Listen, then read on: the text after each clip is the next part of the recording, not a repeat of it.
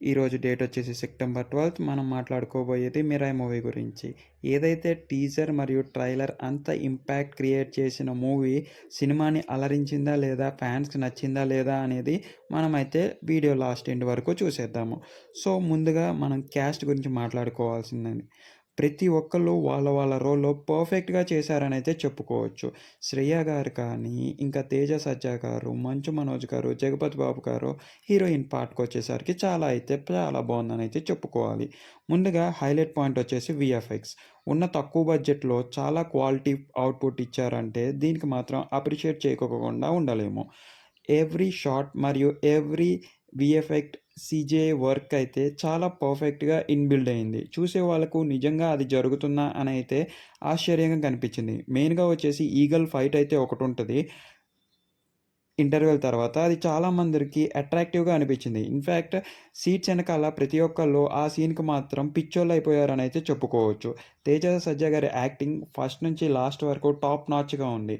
'హనుమాన్' మూవీతో ఈక్వల్‌గా బీట్ చేయగలిగిన మూవీ ఇది. యాక్షన్ పొటెన్షియల్ ఇంకా ఇలాగే ఇంప్రూవ్ చేసేసుకుంటే మిగతా మూవీస్‌లో కూడా చాలా మంచి అవకాశాలు ఉంటాయి. అండ్ మైథాలజీ ఏదైతే ఒక ఇంటర్వ్యూయర్ అడిగి ట్రెండ్ అయింది కదా!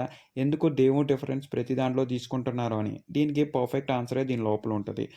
మంచు మనోజ్ గారు ఒక 9 గ్రంథాలు దక్కే ఒక బుక్ కోసం ఎతుకుతూ ఉంటారు. ఒక బుక్ కాదు 9 బుక్స్ కోసం ఎతుకుతూ ఉంటారు. అసలు అది ఎందుకు వెతుకుతున్నారు?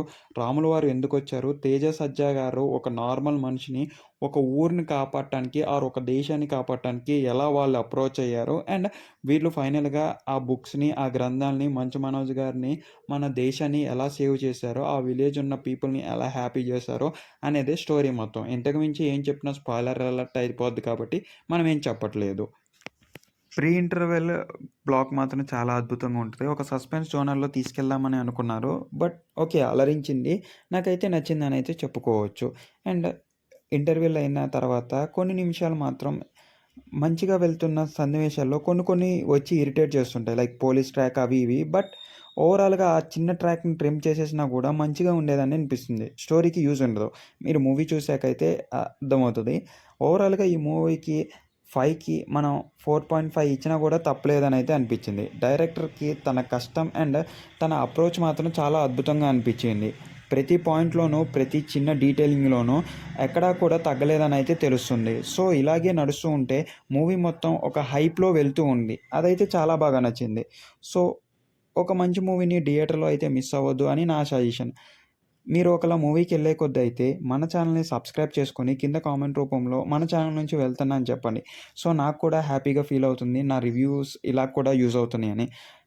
మీకు మన ఛానల్‌లో వీడియోస్ నచ్చినట్టయితే లైక్ చేసి, సబ్స్క్రైబ్ చేసుకొని కింద హైప్ బటన్ అయితే ప్రెస్ చేయండి. సో, మన ఛానల్‌లో ఉన్న వీడియోస్ చాలా మందికి స్ప్రెడ్ అవ్వటానికి యూజ్‌ఫుల్ అయితే అవుతది. అదే కాకుండా కింద డిస్క్రిప్షన్‌లో మన టెలిగ్రామ్ ఛానల్ ఉంటది. అక్కడ అమెజాన్, ఫ్లిప్‌కార్ట్, మింత్రా నుంచి వచ్చే డీల్స్ మీకు 50-90% ఆఫర్స్‌తో తీసుకొస్తాము. సో, దాన్నైతే మిస్ అవ్వకుండా జాయిన్ అయిపోండి. ఇంకా అంతకు మించి చెప్పాలంటే హెల్త్ రిలేటెడ్ బ్లాగ్ అయితే ఒకటుంది మనకి. అది అక్కడ ఆర్టికల్స్ అనేది రాస్తూ ఉంటాం. ఈరోజు ఆర్టికల్ వచ్చేసి మెడిటేషన్ గురించి. మీకు కింద ఆ ఆర్టికల్ ఎలా చదవాలి అని ఫుల్ డీటెయిల్స్ అయితే ఇచ్చేస్తాను. వెళ్ళేసేయండి. మన వాట్సాప్ ఛానల్‌లో కూడా జాయిన్ అవ్వడం మర్చిపోవద్దు. సో, మీరు ఇంతవరకు సపోర్ట్ చేయటం వల్లే మన ఛానల్ ఇలా గ్రో అవుతుంది. మీరు ఇలాగే సపోర్ట్ చేస్తూ ఉంటారని కోరుకుంటున్నాను. Until then signing off Mike and Talks. సదా మీ మేలు కోరుతూ మా గ్రోత్‌ని మీ చేతుల్లో